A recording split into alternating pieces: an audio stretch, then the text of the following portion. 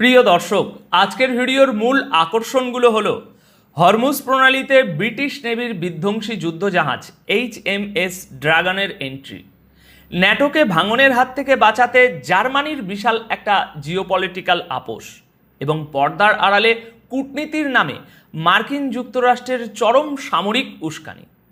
আপনারা যারা শুধু খবরের হেডলাইন পড়ে সন্তুষ্ট নন, যারা জানতে চান এই প্রতিটি ঘটনার পিছনে পশ্চিমা বিশ্ব আসলে কী চাল চালছে এবং এর ফলে বিশ্ব অর্থনীতি ও রাজনীতিতে কতটা ভয়াবহ প্রভাব পড়তে যাচ্ছে, আজকের এই বিশ্লেষণটি একদম তাদের জন্যই।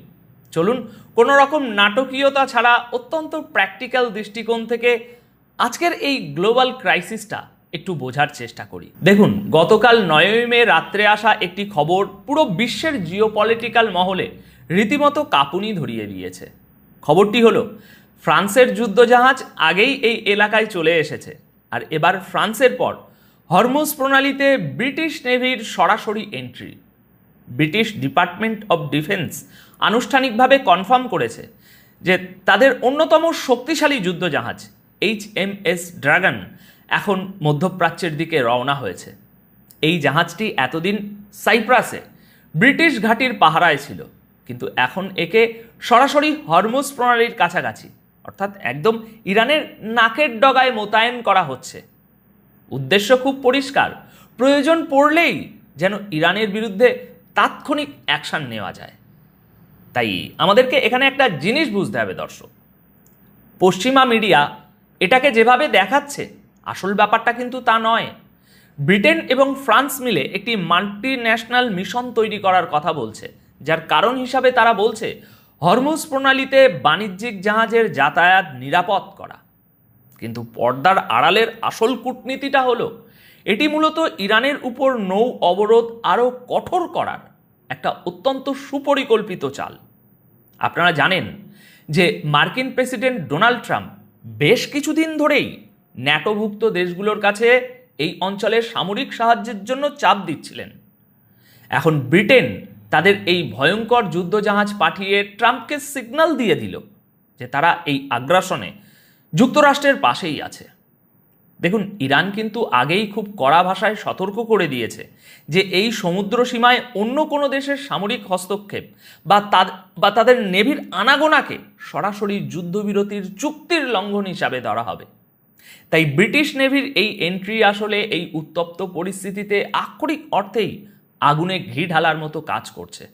এখন প্রশ্ন হলো, শুধু যুক্তরাষ্ট্র নয় বরং ইউরোপের এই বড় দেশগুলোও কেন এই যুদ্ধে সরাসরি জড়িয়ে পড়ছে এবং এর ফলে ইরান বনাম ন্যাটো নামের যে মাল্টিফ্রন্ট ওয়ারের ক্ষেত্র তৈরি হচ্ছে তার শেষ কোথায়? দর্শক, এই প্রশ্নের উত্তর খুঁজতে হলে আমাদের গতকাল 9ই মে সন্ধ্যার দিকে আসা আরেকটি অত্যন্ত গুরুত্বপূর্ণ খবরের দিকে নজর দিতে হবে, যা জার্মানি থেকে এসছে। খবরটি মূলত একটি বড়সড় প্রশ্ন তুলে ধরেছে। ন্যাটোকে ভেঙে যাওয়ার হাত থেকে বাঁচাতে ইউরোপের দেশগুলো কি এখন বাধ্য হয়ে ইরানের বিরুদ্ধে যুদ্ধে নামছে? জার্মান চ্যান্সেলর ফ্রেডরিক মের্জ এবং সুইডেনের প্রধানমন্ত্রীর মধ্যেকার একটি বৈঠকের পর যে তথ্য সামনে এসেছে তা ইউরোপের বর্তমান অসহায়ত্ব এবং যুক্তরাষ্ট্রের প্রতি তাদের এই অন্ধ আনুগত্যের প্রমাণ দেয়। ফ্রেডরিক মের্জ খুব স্পষ্টভাবে বলেছেন যে ইউরোপ যে কোনো মূল্যে ন্যাটোকে টিকিয়ে রাখতে চায়। তিনি স্বীকার করেছেন যে মার্কিন প্রেসিডেন্ট ডোনাল্ড ট্রাম্পের নীতির সাথে তাদের বেশ কিছু মতবিরোধ রয়েছে, কিন্তু ন্যাটোর অস্তিত্ব টিকিয়ে রাখা তাদের কাছে সবার আগে। দর্শক, আসল ব্যাপারটা হলো এতদিন জার্মানি বা ইউরোপের অন্যান্য দেশগুলো ইরান ইস্যুতে যুক্তরাষ্ট্র বা ইসরায়েলের এই সরাসরি আগ্রাসনে জড়ানো থেকে নিজেদের কিছুটা দূরে রাখার চেষ্টা করছিল, কিন্তু এখন ফ্রেডরিক মের্জ বলছেন ইরানকে পারমাণবিক অস্ত্র তৈরি থেকে আটকানো ইউরোপ এবং আমেরিকার একটি কমন মিশন। এর সোজা অর্থ হলো ট্রাম্পের চাপে পড়ে ইউরোপ এখন নিজেদের স্বাধীন পররাষ্ট্রনীতি বিসর্জন দিয়ে আমেরিকার যুদ্ধের এজেন্ডাকেই মেনে নিচ্ছে। জিওপলিটিক্যাল দাবার চালে এটাকে বলে প্রোটেকশন মানি দেওয়া। ইউরোপ বুঝতে পারছে ট্রাম্পকে খুশি না রাখলে ন্যাটোর নিরাপত্তার ছাতা তাদের মাথা থেকে সরে যাবে, আর সেই ছাতা ধরে রাখার জন্যই তারা এখন ইরানের বিরুদ্ধে একটি মাল্টি ফ্রন্ট ওয়ার যুদ্ধের দিকে পা বাড়াচ্ছে। ইউরোপ মুখে এখনও যুদ্ধ থামানোর কথা বলে, কিন্তু বাস্তবে আমেরিকার চরম চাপের মুখে তাদের কাছে আমেরিকার এই লেজুর ভিত্তি করা ছাড়া আর কোনো বিকল্প পথ খোলা নেই।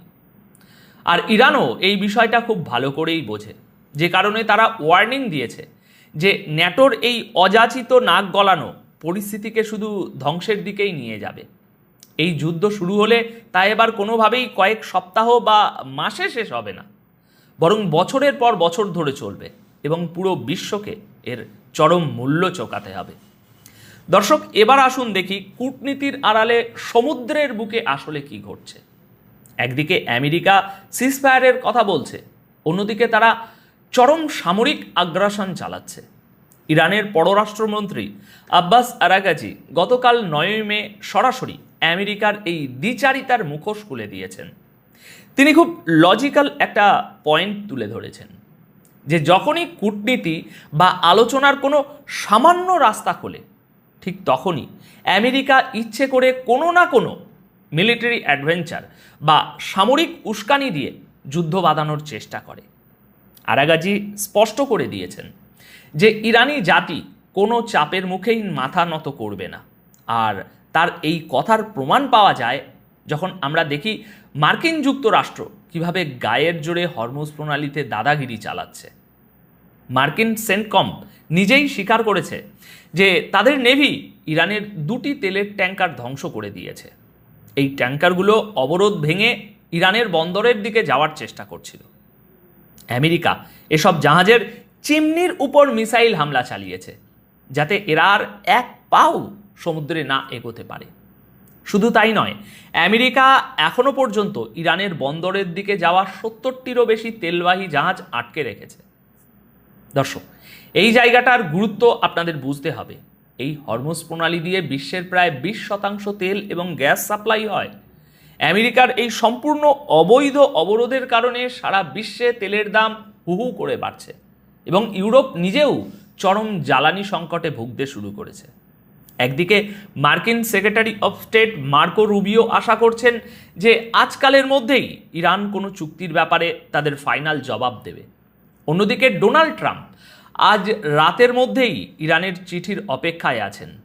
কিন্তু আপনি নিজেই ভাবুন, যেখানে একটা দেশ আপনার 70টা জাহাজ আটকে রেখেছে, আপনার তেলের ট্যাঙ্কারে মিসাইল মারছে, সেখানে আলোচনার পরিবেশ কতটা যৌক্তিক। এই পুরো ঘটনার শেষ পরিণতি কি হতে পারে তার একটি পরিষ্কার চিত্র আমরা পাই গতকাল জাতিসংঘে নিযুক্ত ইরানের রাষ্ট্রদূতের বক্তব্য থেকে।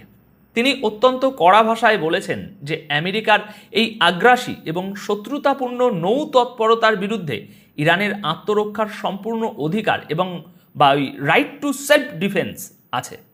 অর্থাৎ আমেরিকা যদি গায়ের জোরে তাদের জাহাজ আটকায়, তবে ইরানও হাত গুটিয়ে বসে থাকবে না, যা তারা ইতিমধ্যে কিছু মার্কিন যুদ্ধজাহাজকে টার্গেট করে প্রমাণও করেছে।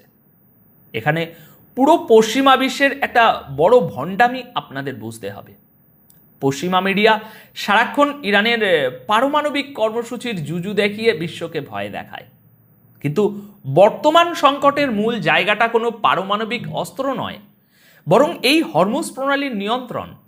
ইরান খুব ভালো করেই জানে যে বিশ্ব অর্থনীতির এই একটি সরু জলপথের উপর গোটা দুনিয়া নির্ভরশীল, তাই তারা ঠিক সেই শিরাটাই চেপে ধরেছে। আমেরিকা এবং তাদের ইউরোপীয় মিত্ররা যদি মনে করে যে তারা অবরোধ আর নৌবাহিনীর ভয় দেখিয়ে ইরানকে ট্রাম্পের শর্ত মানতে বাধ্য করবে, তবে তারা সম্ভবত ইতিহাসের অন্যতম বড় একটি ভুল করতে যাচ্ছে। যদি আজ রাতের মধ্যে কোনো কূটনৈতিক সমাধান না আসে এবং আমেরিকা তাদের এই মিলিটারি অ্যাডভেঞ্চার বন্ধ না করে, তবে এই সংঘাত শুধু আর আমেরিকা ও ইরানের মধ্যে সীমাবদ্ধ থাকবে না। এই যুদ্ধের আগুন পুরো মধ্যপ্রাচ্যকে গ্রাস করবে, বিশ্ব অর্থনীতি ধসে পড়বে এবং আমরা সাধারণ মানুষও সেই তেলের দাম বৃদ্ধি আর অর্থনৈতিক মন্দার শিকার হব। তো দর্শক, এই ছিল হরমুজ প্রণালী এবং ইরান ন্যাটো উত্তেজনার পেছনের আসল জিওপলিটিক্যাল বিশ্লেষণ। পশ্চিমা দেশগুলোর এই জোটবদ্ধ আগ্রাসন এবং নিজেদের স্বার্থে পুরো বিশ্বকে একটা ভয়াবহ যুদ্ধের দিকে ঠেলে দেওয়ার এই নীতি সম্পর্কে আপনাদের কি মতামত? আপনারা কি মনে করেন ইউরোপ ন্যাটোর দোহাই দিয়ে